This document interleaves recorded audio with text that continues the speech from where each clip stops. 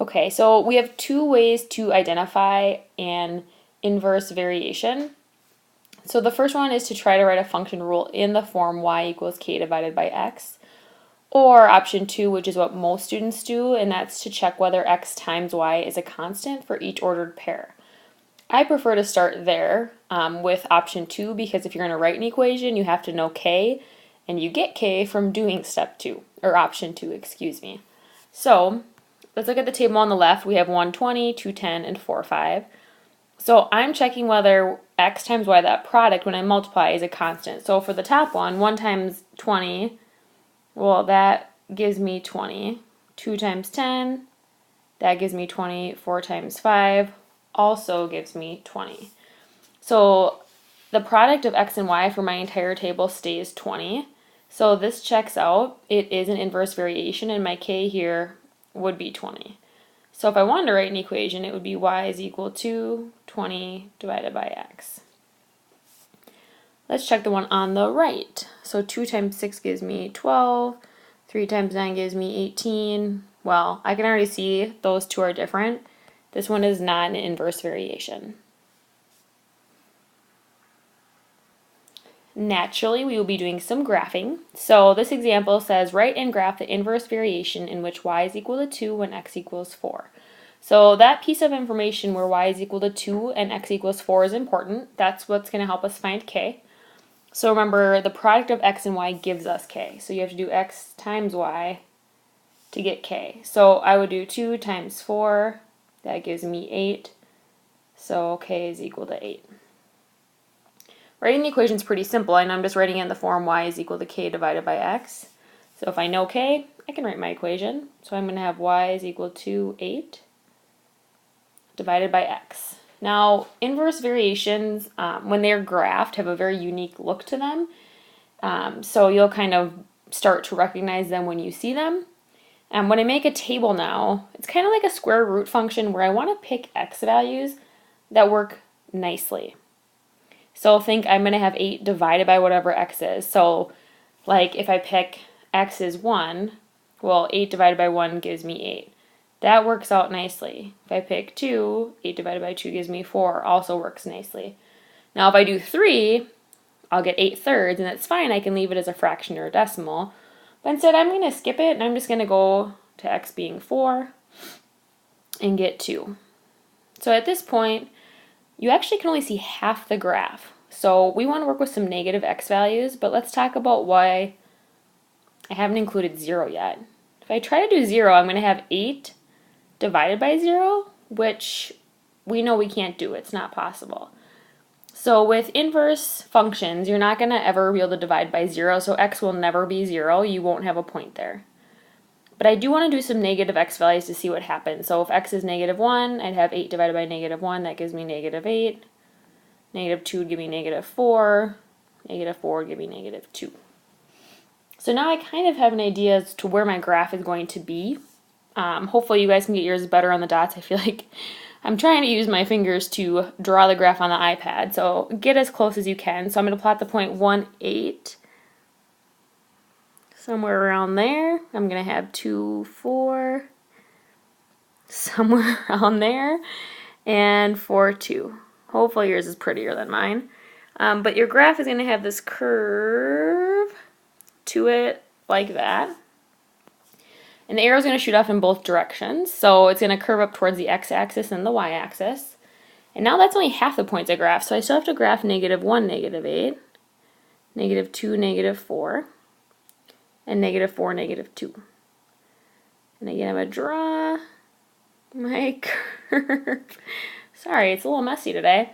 But you can see I have another curve there. So with an inverse function, there's actually 2 curves that you'll see on your graph. The 2 curves don't touch, they'll never cross, but they are both there. Alright, let's try another example. Write and graph the inverse variation in which y is equal to negative 1 when x is equal to 3. So we need to know k. So if I do k is equal to negative 1 times 3, k is equal to negative 3. Okay, so my equation then is y is equal to negative 3 divided by x. So now I'm just going to play around with my table again. I'm going to pick x values that work nicely here. Unfortunately, I am going to have to get a little creative. I know I can do 1. Negative 3 divided by 1 is negative 3. 2 is even not so bad. Negative 3 divided by 2, negative 1.5. I'd like to have some more though. Oh, I could do 3. Okay, negative 3 divided by 3 is negative 1. If I wanted to get picky, I could do like a decimal for x, like a half, and negative 3 divided by half would give me 6 for y. So remember, we're trying to keep it easier to calculate, but I have 3 points there, so let's just flip them and make now negative x values to get those. So negative 3 divided by negative 1 is 3, negative 3 divided by negative 2 is positive 1.5, and negative 3 divided by 3 is 1. So again, hopefully you guys can do a better job graphing than I can on the iPad, but I'll do the best I can. So the first point is 1, negative 3. Okay, 2, negative 1.5, and 3, negative 1. I am way off today, sorry guys. You can see though this graph, bear with me there, because that k is negative, we're in a different quadrant. Let's graph our other half. So negative 1, 3, negative 2, 1.5, so somewhere right in there, negative 3, 1. So again, I'm going to have a curve. There's a curve that's reflected, and I have 2, they're not touching. They're in opposite quadrants. I can see both of them. You should always graph both pieces of your inverse function like we show here. Okay, a couple other things. There's a product rule for inverse variation. For now, I just want to practice filling in the missing spaces in the tables below. So all we need to keep in mind right now when doing this is that x times y has to be a constant. So right here, I can see I have an x and a y. 2 times 12, well, that gives me 24. I know that every other ordered pair, so like this one, also needs to give me 24, and this one also needs to give me 24 when I multiply. So 1 time has to be multiplied by 24 to give me 24, and the missing last y would have to be 8 to give me 24. Let's do the same thing here. So 5 times 8, well, my constant has to be 40, that k value.